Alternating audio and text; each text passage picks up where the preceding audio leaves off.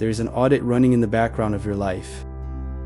Constant, mostly invisible, consuming a portion of every social interaction you have ever been part of, the running tally of how you are being received.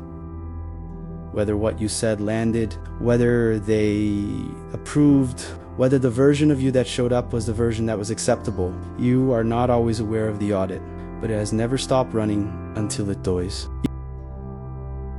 If you recognize the audit immediately, hit like, it means this video found exactly who it was looking for. Here is what the approval seeking actually is. Beneath the surface behavior that looks like insecurity, people-pleasing, or the exhausting maintenance of a performing self, and why addressing it as a character flaw has never worked for anyone who has tried. Think of the tide.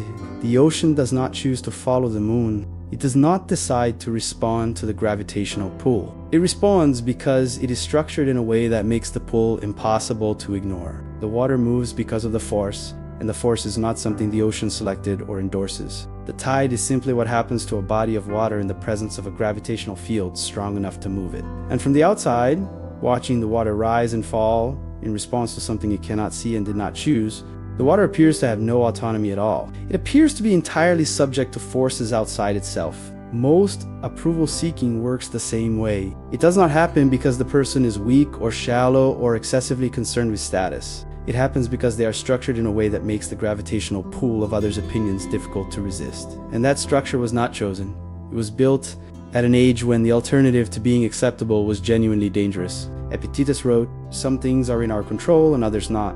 He listed what is in our control: our opinions, our impulses, our desires, our aversions. He listed what is not: our body, our reputation, our command, the things that exist in the world and are subject to others' response. The approval of others sits firmly in the second category. And yet most people spend the majority of their interior resources attempting to influence it, running the audit, monitoring the response, adjusting the presentation based on the feedback the environment provides, attempting to control what Epictetus identified as the primary source of suffering, what is genuinely outside our control. But here's what makes this different from simple advice. Epictetus himself spent decades as a slave. His owner could do anything to him. The external circumstances of his life were genuinely, structurally beyond his control in ways that most people will never experience. And what he found in those conditions, not theoretically, but actually, was that the only territory the owner could never reach was the interior, the opinion he formed of himself, the response he chose. The specific question of whether he required the master's approval for his own sense of worth. The tide does not stop because the ocean decides not to respond. The tide stops when the ocean's interior structure develops a density sufficient to exceed the external gravitational pull. Not resistance, density, not refusal, mass. And that is the weight you have been carrying for nothing. There are specific ways the approval audit shows up in daily life, the precise behaviors that reveal exactly where the tidal pool is still operating. Each one is a map to where the interior density still needs to develop. The first is rephrasing the same idea multiple times in a conversation until you see the response that confirms you got it right. You state a position, you read the reaction. The reaction is neutral or ambiguous, and the ambiguity activates the audit. You rephrase a slightly different framing, a qualifier added. The edges softened, watching for the specific response that signals acceptance. You continue rephrasing until either the acceptance arrives or the topic changes. You may not notice you are doing this. It has become automatic enough to operate below conscious awareness. What you are doing is running a real-time calibration of your position against their approval threshold, continuously adjusting until you find the version that passes. The approval is not confirming what you said. It is confirming that you are still acceptable. That is the tide. The second is feeling a disproportionate lift when someone unexpectedly says something positive about you, a lift whose size tells you how much was riding on whether it came. The compliment arrives, and the relief is larger than the compliment itself. Not because you are shallow, because something in you was waiting for evidence that you were acceptable. And the compliment is the evidence. The relief is the tide going out after a period of suspension. The water that has been held back by the uncertainty of whether the approval was coming finally released. The size of the relief is proportional to the size of the need, and the size of the need is proportional to the size of the gravitational pull that is still operating. The third is changing your assessment of something you did based on how others responded to it. Trusting their reaction more than your own first response. You finish something, you have a sense of it before anyone else weighs in, then the responses arrive, and if the responses are tepid, the sense you had before they arrived quietly recedes. If the responses are enthusiastic, the original sense returns and is amplified. Your assessment of your own work is not the anchor. Their response is the anchor. And what this reveals is that the authority you carry about the quality of your own output is conditional, contingent on external confirmation before it can fully exist. The tide is moving your evaluation the same way it moves the water in response to an external gravitational field. The fourth is the specific deflation that arrives when someone you wanted to impress seems unimpressed. Not disappointment about the work, that would be proportional. This is about the verdict. Something in you presented itself for evaluation by someone whose opinion carries a particular weight in your internal registry, and the evaluation came back neutral or negative, and the deflation is not about the work's merit, but about the status of your acceptability in that person's estimation. The gravity of their opinion moved you, and the movement reveals the pull. But here is what no one tells you about what comes next.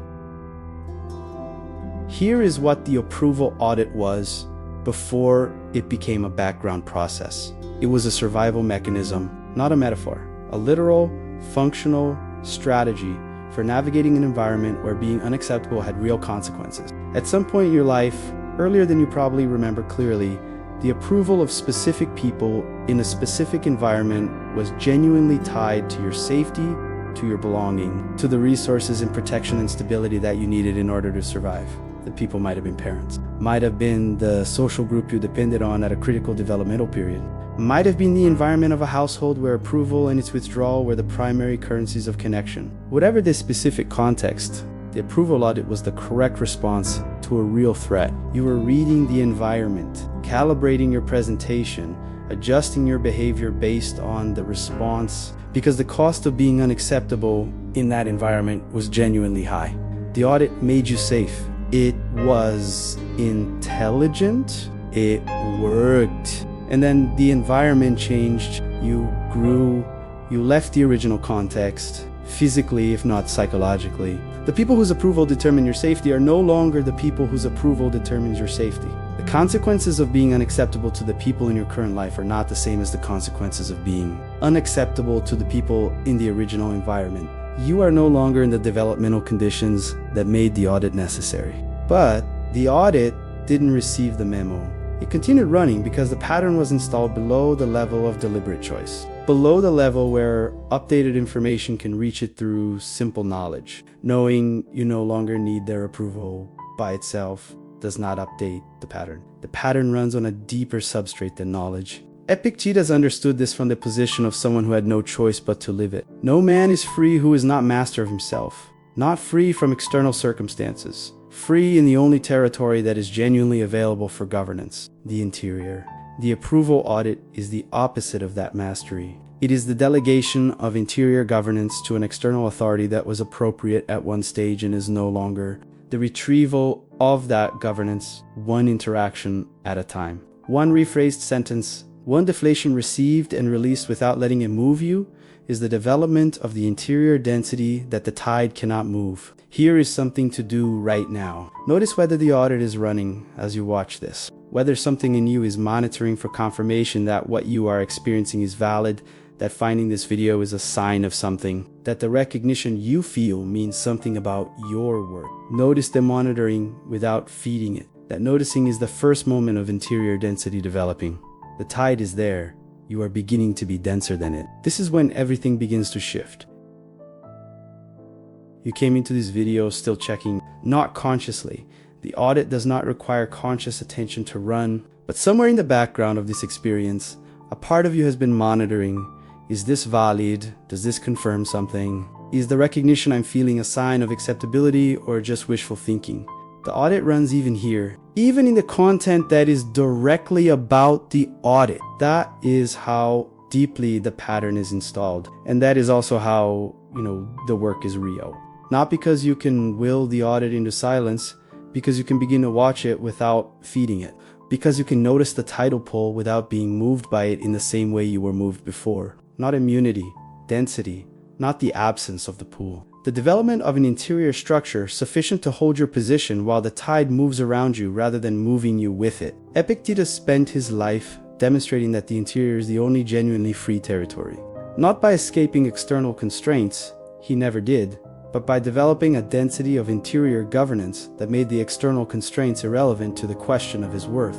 The approval of the master never reached the interior. Not because he was indifferent, because the interior had developed a mass sufficient to resist the tidal pull of what the master thought. When you stop needing their approval, not performing to stop, not deciding intellectually to stop, but genuinely developing the interior density that makes the pull insufficient to move you, everything changes. Not because the people around you change, because the audit stops being the primary organizing force of your social life. The energy that was spent running the calibration returns. The attention that was consumed by the monitoring becomes available for other things. The version of yourself that exists when no one is evaluating you, the one that has always been the truest version, finally has room to be the primary version.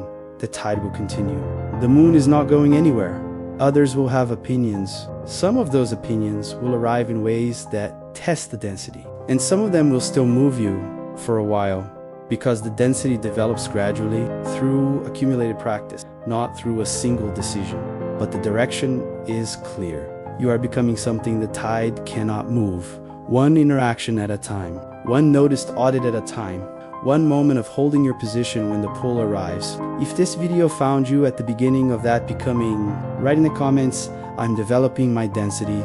Let's see how many of us are becoming unmovable right now. If Noctivus is new to you, subscribe. Every video here is about developing interior mass. The next one goes deeper into what becomes available when the tide stops moving you.